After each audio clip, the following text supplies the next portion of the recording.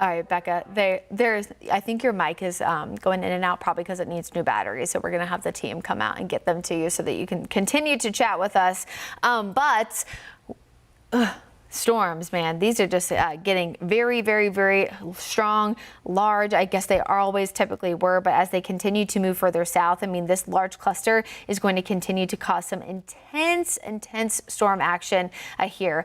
The metro, again, most of these storms starting to redevelop, I would say. Good news here is that if you're in Charlotte, you're in parts of Gaston County here, northern York, a lot of you are starting to see a diminishment in your lightning strikes. Notice that over the last hour or so. Again, we mentioned that lightning strikes, seeing a large cluster happening all at once sometimes means strength and starting to build. Sometimes when you see those start to dissipate, it means that the storms are either trying to settle or dissipate altogether. Now, in this case, I don't think that they're dissipating, but I do think that they're becoming a little bit less strong, a little bit less aggressive. And that's why on the southern side of our viewing area, we're starting to see that large cluster of lightning strikes become even larger, stronger, and more aggressive because they're starting to tap in again to that further south lightning that is available there. If we want to take this DOT camera, you could just see a big shake there just a second or so ago. Becca was mentioning that likely a wet microburst, essentially when we have a lot of warmth and humidity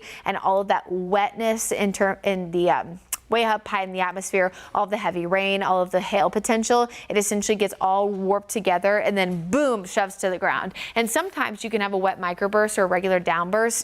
Normally, when we talk about these in Charlotte, it's about 60 to 80 miles an hour, but sometimes they can actually get up to 125 miles an hour. So microburst, downburst, wet macroburst, there's all kinds of different words for them. Essentially, a downburst normally means that you're dealing with a classic severe thunderstorm risk, like a cold front's coming through. Wet microbursts are a little bit more likely to happen on days like this when it's summertime and it's hot and humid. But microburst versus macroburst, if you're not familiar with the two separate terms, it's just the size. So a microburst is a downburst or a wet downburst that is essentially 2.5 miles or less, and then 2.5 miles or larger is typically a macroburst. So again, it's the word parts, micro versus macro in general.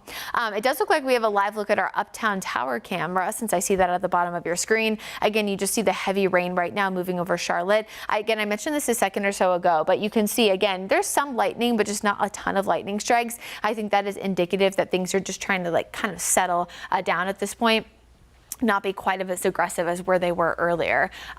We're also seeing a lot of heavy rain too from our Dallas tower camera as well, if that's something that we want to pop up. I do think Becca has her microphone back up, so if we want to do a little test here live on screen to see if we can chat with her. Test 1 2 test 1 2. All right, oh, here we go. Yes, and I know exactly where this view is. I-77 at I-85. Look how much the camera is shaking out there. So that is part of that severe thunderstorm warning that was over towards Mecklenburg County, I believe. But what I just saw from that National Weather Service in Columbia is actually the severe thunderstorm warnings that were coming out of Chesterfield County, now over towards Winnsboro. They've actually upgraded it now to tag a 70-mile-per-hour wind. So these thunderstorms have basically organized into kind of a little bit of a line there as they've continued to push down to the south, and that's where that big cluster of thunderstorms was. Now, like what you were mentioning earlier, not nearly as much lightning further off over towards York and Mecklenburg County, at least compared to what we were seeing over the past hour or so. I'd still say rainfall rates are pretty intense, especially the further south you travel.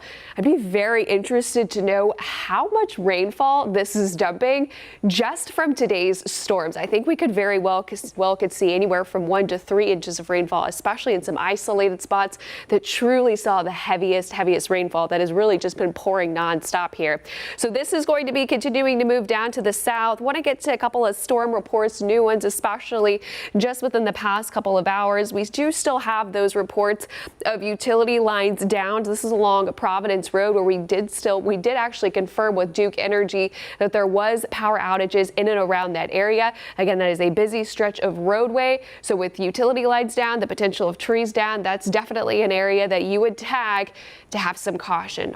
Also over towards Weddington, got some reports from quarter-sized hail. We've got several reports of that as well. Over towards Union County, a report of about 3/4-inch hail, and also, of course, that thunderstorm wind gust of about 61 miles per hour. That's the highest wind gust that we've seen reported, at least one of the stations so far. Up to the north, basically along 85 and up towards northern Piedmont, foothills, mountains, it is quiet. Now, it was very active early on this morning, especially up in the mountains and foothills. Now that has all dragged down to the south.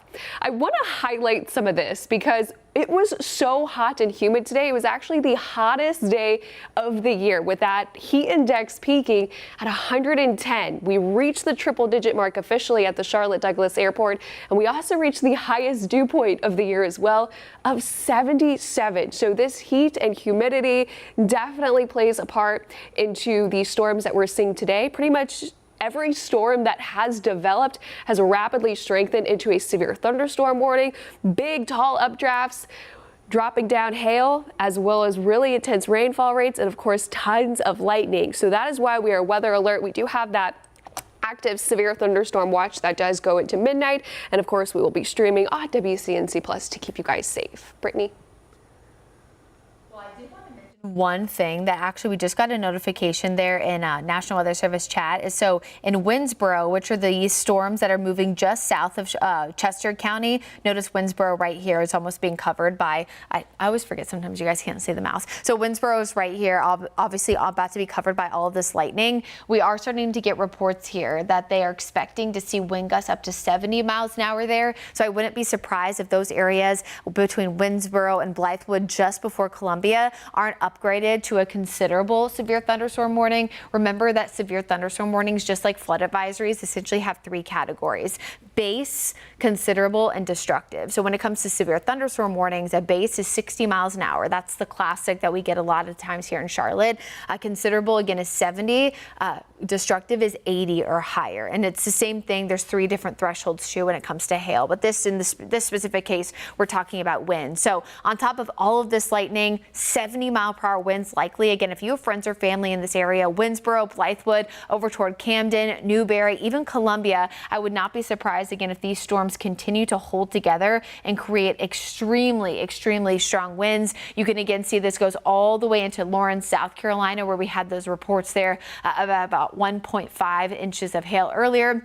And notice this outflow is going all the way into Greenwood. So because of that, I would expect additional storms too to develop along that as well over toward Kirksey. And as we travel over to the eastern side of the Carolinas, now some of these storms that were over Myrtle Beach earlier are starting to weaken now, but I'm going to pull this out here.